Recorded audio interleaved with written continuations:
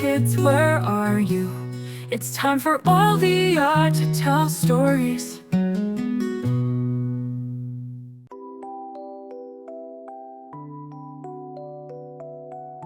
In the tranquil village of Silverbrook, tales of a fearsome midnight dragon haunted the people. Every full moon, the dragon was said to fly over the village, its shadow blocking the stars, and its fiery roar shaking the rooftops.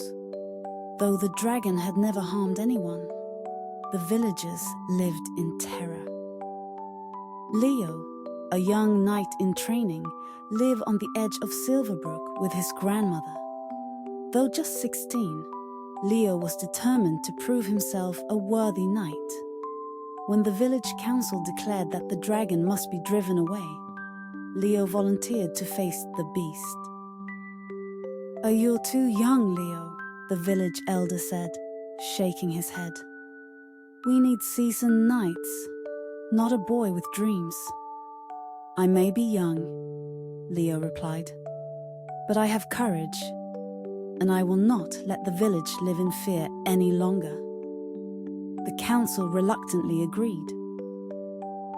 As the villagers prepared him for the journey, Leo's grandmother pressed a pendant into his hand. "This was your mother's," she said softly. "It will give you strength when you need it most." Leo set off at dusk, his heart pounding with a mix of fear and excitement. The dragon's lair was rumored to lie deep within the Shadowwood, a forest so thick with trees that sunlight barely pierced through. As Leo ventured deeper, the sounds of the forest seemed amplified in the dark. Leo's thoughts raced. What if the dragon was as terrifying as the stories said? After hours of walking, he reached a clearing illuminated by moonlight. There he saw it, the midnight dragon. The dragon was enormous, its black scales shimmering like polished obsidian. Its wings were folded against its body, and its glowing amber eyes watched Leo intently.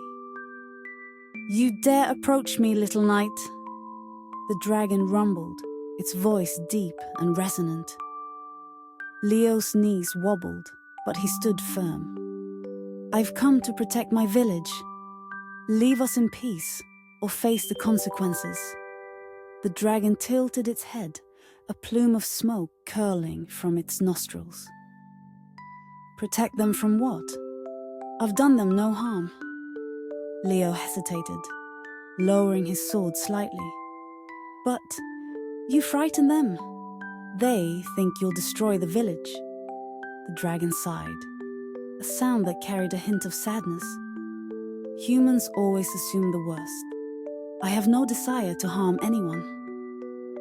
Curiosity replaced fear as Leo dared to ask, "If you don't want to hurt anyone, why do you fly over the village?"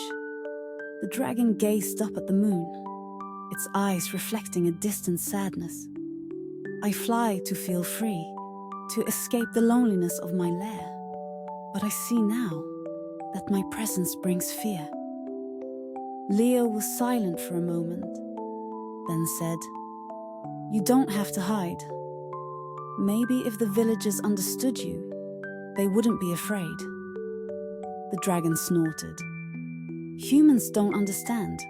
They judge what they don't know." "Not all humans," Leo replied earnestly. "I didn't know what to expect when I came here, but I'm listening now." The dragon's gaze softened. "You are different, young knight. Perhaps there is hope after all." As they spoke, Leo noticed the dragon's wing was injured, a jagged tear that looked painful. "You're hurt," Leo exclaimed. "It is an old wound," the dragon said dismissively. "One given to me by a knight long ago. It has never fully healed." "Let me help," Leo offered, setting his sword aside. The dragon eyed him warily, but eventually lowered its wing. using herbs he carried, a knowledge passed down from his grandmother. Leo cleaned and bandaged the wound. "You're brave to come near me," the dragon said, a note of gratitude in its voice. "A true knight helps those in need," Leo replied with a smile. As dawn approached, Leo and the dragon devised a plan to show the villagers that the dragon meant no harm. "I will fly with you," Leo said. "If they see me beside you, they'll know you're not a threat."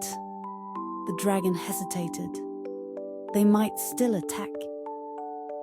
"They trust me," Leo said confidently. "And if they see your kindness, they'll trust you too." The dragon nodded, unfolding its great wings. "Then let us hope your faith in them is not misplaced." As the sun rose, the villagers gathered in the square. The sight of the midnight dragon soaring toward them drew gasps and cries of fear, until they saw Leo riding on the dragon's back, waving to them. "Do not be afraid," Leo called out as they landed. "The midnight dragon is not our enemy. It is a friend who needs our understanding." The villagers were hesitant at first, but as Leo shared his story, their fear began to fade. The dragon lowered its head, a gesture of trust, and the bravest villagers stepped forward to greet it. A young boy approached, offering an apple. The dragon accepted it gently. Over time, the midnight dragon became a beloved part of Silverbrook. It helped the villagers by lighting bonfires with its flame and keeping watch over the village at night. Leo became a hero, not for slaying a dragon, but for showing his people that kindness and understanding could overcome fear. The dragon, no longer alone, found joy in its new role as a guardian and friend. Years later, when Leo became a knight in full, he was known not for his battles, but for his wisdom and compassion. He often visited the dragon, and together they would watch the stars. "Sometimes the bravest thing you can do," Leo said, "is to see beyond fear and choose kindness."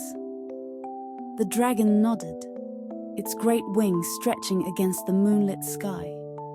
And so, the tale of Leo and the Midnight Dragon became a story told for generations.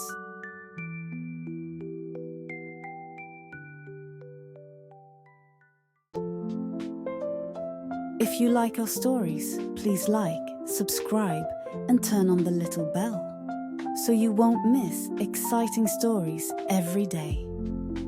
You are also welcome to share it with family and friends to listen to the story together. Love you.